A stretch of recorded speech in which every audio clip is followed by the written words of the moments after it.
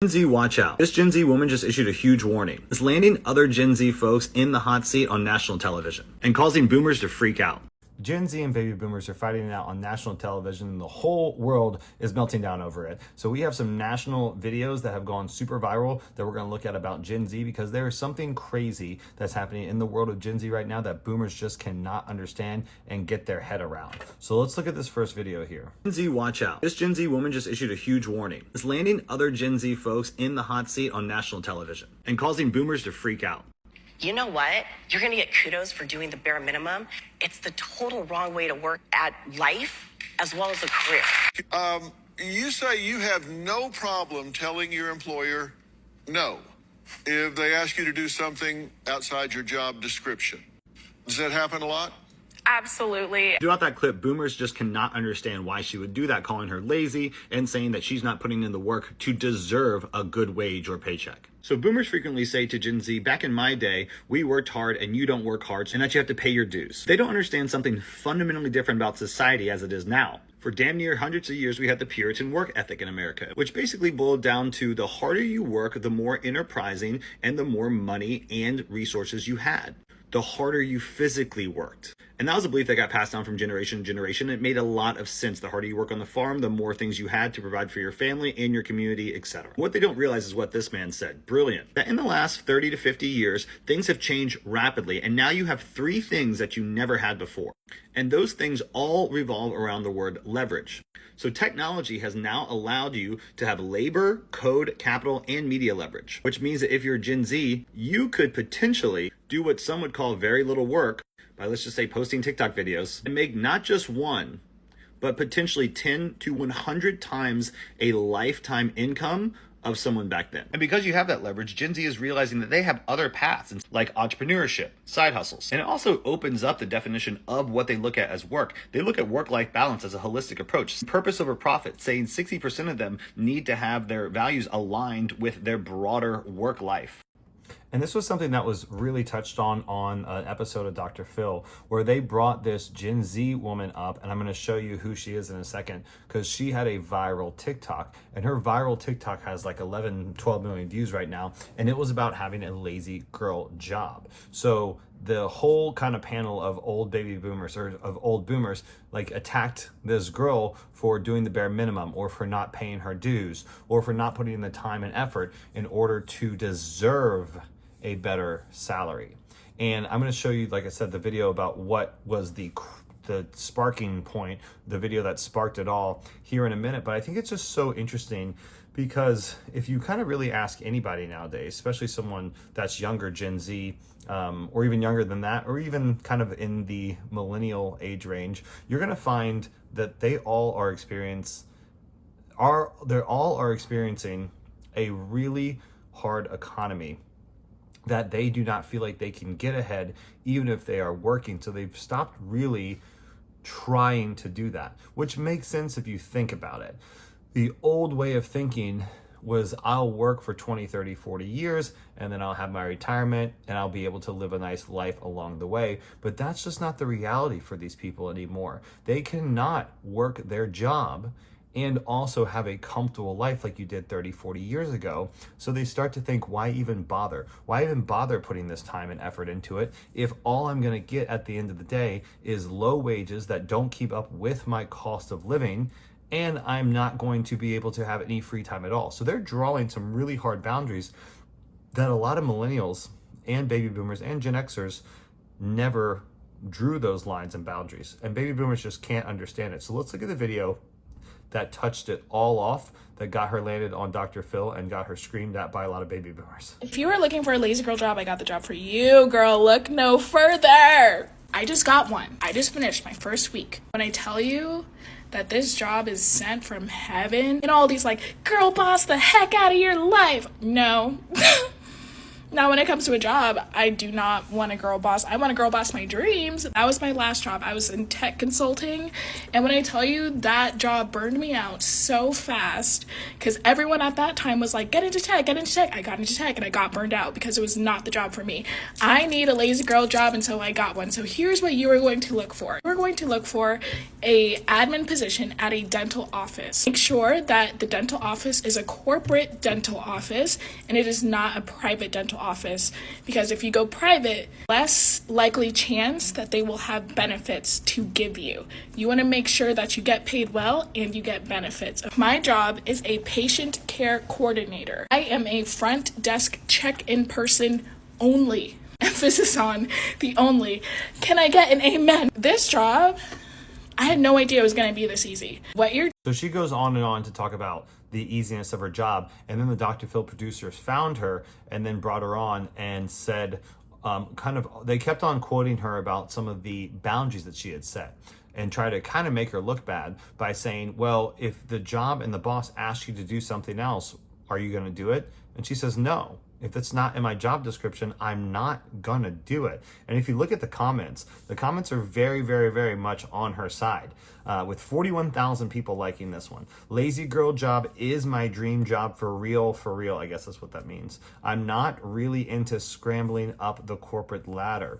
And then Aaron says, data entry at a small company, do it. I enter a few things a day. My whole day is free. I hate it, but it is a lazy girl job. And this is just catching on more and more and more. And I think there's a really good TikTok that emphasizes why this is so important and why this is such a cultural touch point to people and what the dangers of actually having a non-lazy girl job is, because there's some huge dangers in it, as we're going to see right here. Gen Z, watch out. This man just issued a huge warning to Gen Z and broke down crying on national television, begging for them not to make the huge mistake that he did. And what he said caused a huge backlash from boomers. Quick backstory for context. Ryan, when he was growing up, all he wanted to do was be a firefighter. He followed that path and he actually did become one. And after years and years of hard work, something wild happened and caused him to drop his entire career and break down in tears on national television. Because he was overextending himself for his job and his employer, he said one time he was gone for a week and got back, and then something wild happened. No missed calls. Now he's fighting with boomers on national television, passionately advocating for quiet quitting and lazy girl jobs. That's when you start to push away things that matter to you, your family, your friends. But how how do you people. assume that just across the board? Well, how do we assume across the board that these people who are quiet quitting are undermining or sabotaging their employers? They're not. They're protecting themselves. And the boomers on the show just couldn't process it and went hard on him because they can't understand why someone wouldn't want to sacrifice all of their living hours to an employer. And so this is absolutely crazy. And this was one of my most popular TikToks with probably, about 1 million plus views on it just in the first day or two. So some of the comments saying employers after the 70s no longer reward loyalty and take care of their employees into retirement. And then LGC says, I understand it, self and children first. And then the attorney that was actually on the show wrote, thanks for sharing. It was an emotional story to tell. I'm glad it reached the people who needed to hear it. And so many people completely agreed with Ryan's story because they've had their own experiences with going through things with their job and missing out on important parts of life, like their kids, like their families, like their own hobbies and free times, or even their own personal health, which I think is probably one of the worst things that you can do to sacrifice in your job. And this was coming from a job that was a dream job for him. He loved the job. He wanted to do it. And you can still lose your boundaries. You can still create a not very balanced and also awful kind of life for yourself if you are not creating those boundaries. And once again, baby boomers don't understand it because when they were being asked to sacrifice their boundaries, they were being rewarded for it. They were getting financial rewards for it. And not only financial rewards, they were getting stability for it. It kind of goes up back to your Maslow hierarchy of needs, right? They were getting their Maslow hierarchy of needs met. So then they could actually do things like plan for the future. Then they actually can do things like have some children because the children will be taken care of into the future. So it was those things that they had that we don't have anymore. And that Gen Z is just not falling for it. They're just not falling for it. And they're just not going to allow themselves to be treated the way that these other generations did. And it all comes down to some insane cost of living. Gen Z is expected to make up 27% of the workforce in 2025. The American dream that belonged to their mom and dad is something that keeps them up at night. If you take a look through history at the conditions politically, economically, our prospects are quite a bit lower than our parents. Cheyenne Hunt is an attorney and the CEO of Prison Strategies, a pioneering Gen Z consulting firm. Hunt works diligently as a voice for Gen Z in progressive activism, legislative advocacy, communications, and democracy-focused tech policy. We're the first American generation that's projected to do worse than the generations that came before us economically because of the state that we've inherited. Generation Z, born between the mid-1990s and early 2000s, is now trying its best to make ends meet, but Hunt says with what they have been given, it is almost impossible. We are inheriting an economy where the cost of living is at an all-time high while wages are stagnant. They've been stagnant for over 70 years. Job opportunities tightening and now being replaced by, AI. Hunt doesn't believe Generation Z is difficult. She just believes they are smart enough to fight for what they are worth. We claim to be the country of the American dream, but if we can't at a base level, offer a system of access to opportunity and upward mobility that allows that, then something's failing about that system. Correct.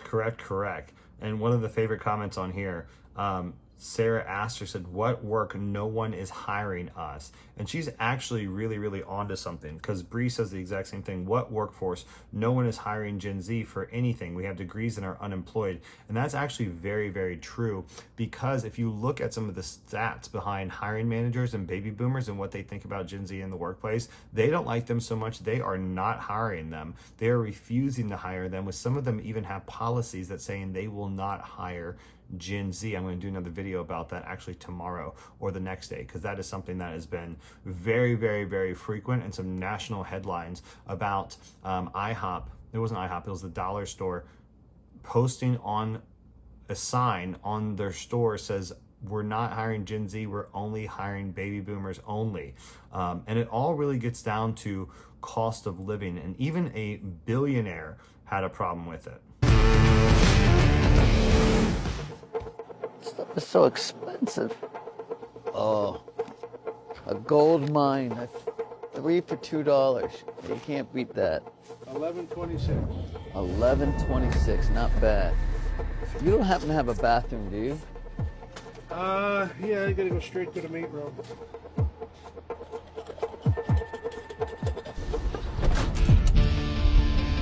I have $100. I can find a hotel, but I'm gonna use up half my money probably at least. And I don't have any time to waste here. So I'm placing an ad right now for anything that I can do with my truck. So clean out services, shoot, I'll clean houses, anything. Doesn't matter to me.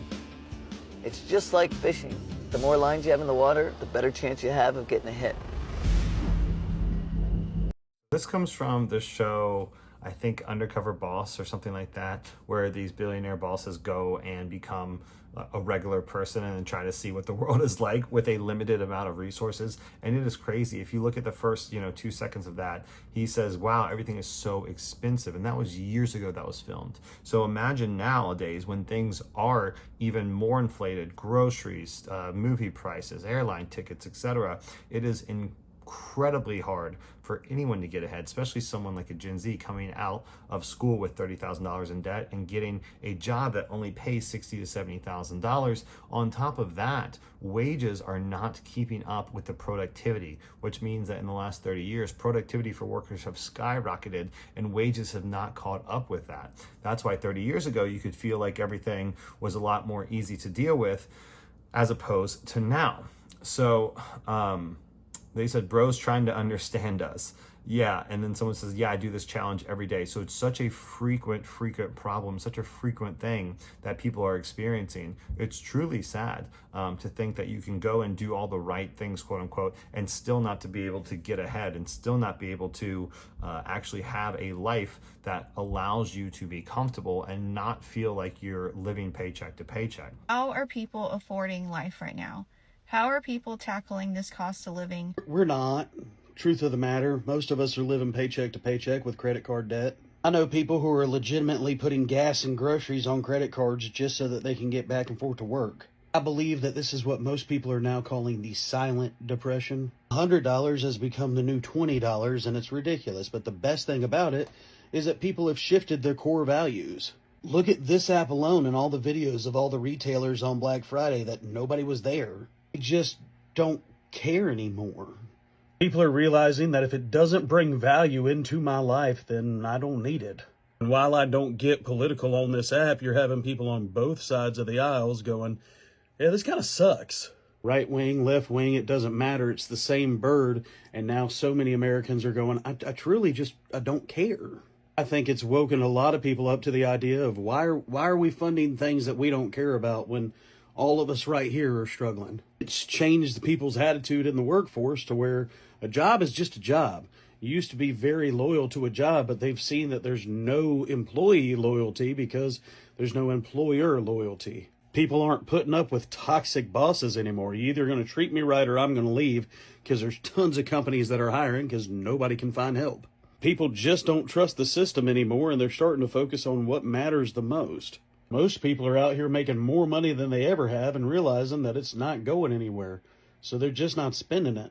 And what has made a lot of people turn their back on the system is that now they somehow either make too much or not enough money to qualify for the government assistance that they've been paying into their entire life. There are people out there who can't afford to buy the groceries, but they make too much money to get the food stamps.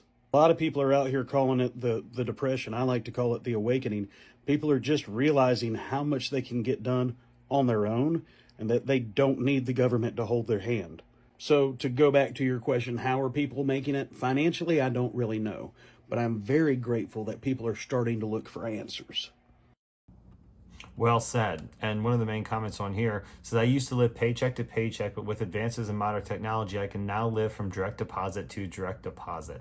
And then the Bud says $100,000 a year is the new $48,000 a year, which I think is very, very true. I have a Gen Z video that is kind of popping off a little bit because this is a new channel. I'm going to link that right there if you want to watch that. It goes more into this economics of Gen Z and kind of how to help yourself and what to do about it. Also, we have a newsletter that you can join as well. And then there'll be another video tomorrow about more Gen Z topics. We like to look out for the different generation, and I found that there's not a lot of media around them specifically. So we like to put it out there into the world because the world is run by baby boomers right now, and it's not doing any favors for the younger generations.